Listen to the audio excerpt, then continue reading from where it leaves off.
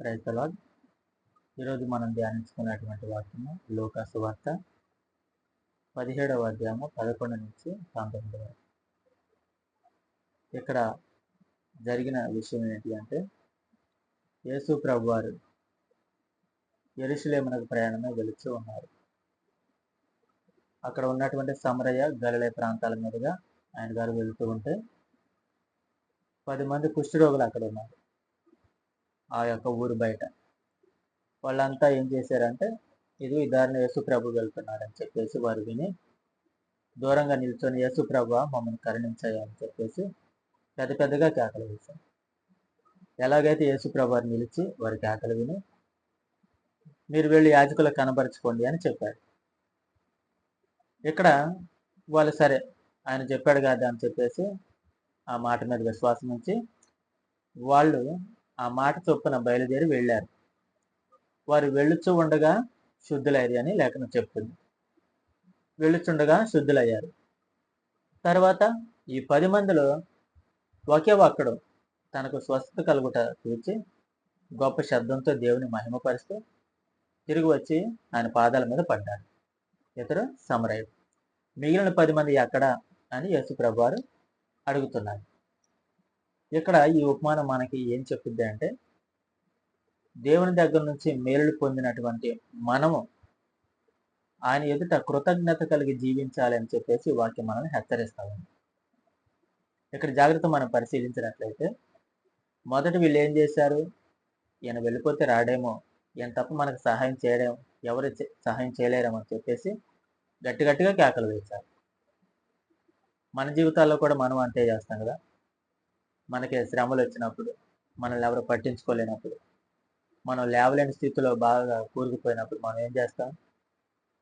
బాగా ప్రార్థన చేస్తాం, బాగా మందిరానికి వెళ్తాం, బాగా వాక్యం చదువుతాం. సరే, చివరికి దేవుడు మన మీద దయతలిచి మనల్ని స్వస్థపరిచాడు.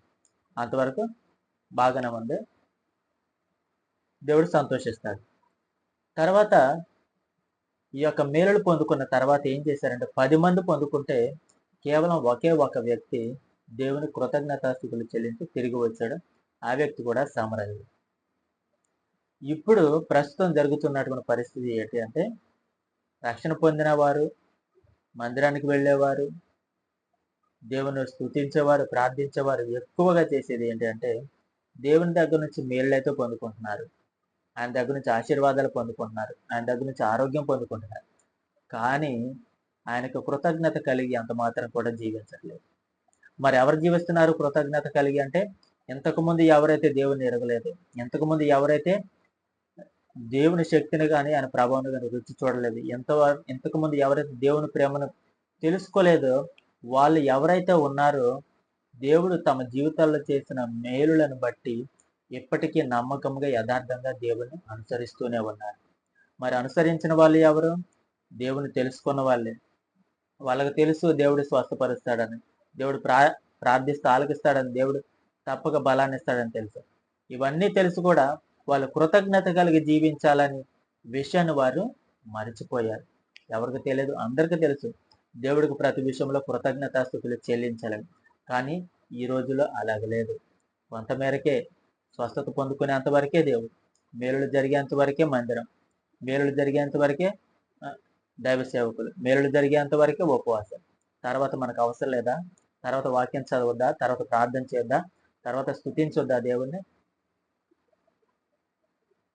అలాంటప్పుడు అన్ని జనులే మనకంటే దేవుని బాగా ఆరాధిస్తున్నారు కదా. 10 మందిలో అన్యుడు అంట. అతడు ఇంతకుముందు దేవుని ఎరిగినవాడు కాదు, అతను విశ్వసించిన వాడు కూడా కాదు.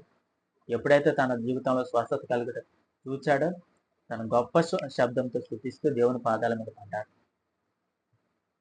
కానీ ఆ 9 మంది తమ ఇళ్ళకి వెళ్ళిపోయి తమకు నచ్చే రీతిగా జీవించి ఉండొచ్చు, అంతే కదా.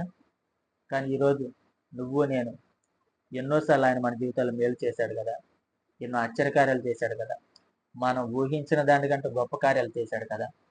మరి ఒక అన్యజనుడే ఇంతకుముందు దేవుని శక్తిని కానీ, ఆయన బలాన్ని కానీ, ఆయన గొప్పతనాన్ని కానీ ఎరిగినటువంటి ఒక అన్యజనుడే గొప్ప స్వరంతో దేవుని స్తుతిస్తూ ఆయన పాదాల మీద పడ్డప్పుడు, ఆయన రక్తంలో కడుగుబడిన మనం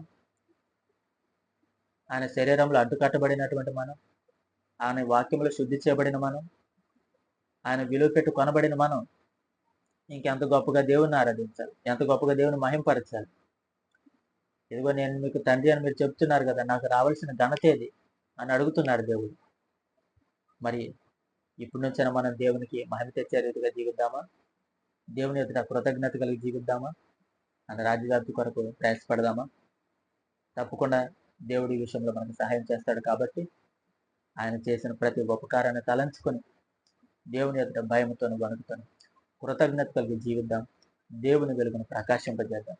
దేవుడి కొద్ది మాటలు మన వీడుకలు దీవించి ఆశీర్వదించిన గాక. ఆమేన్.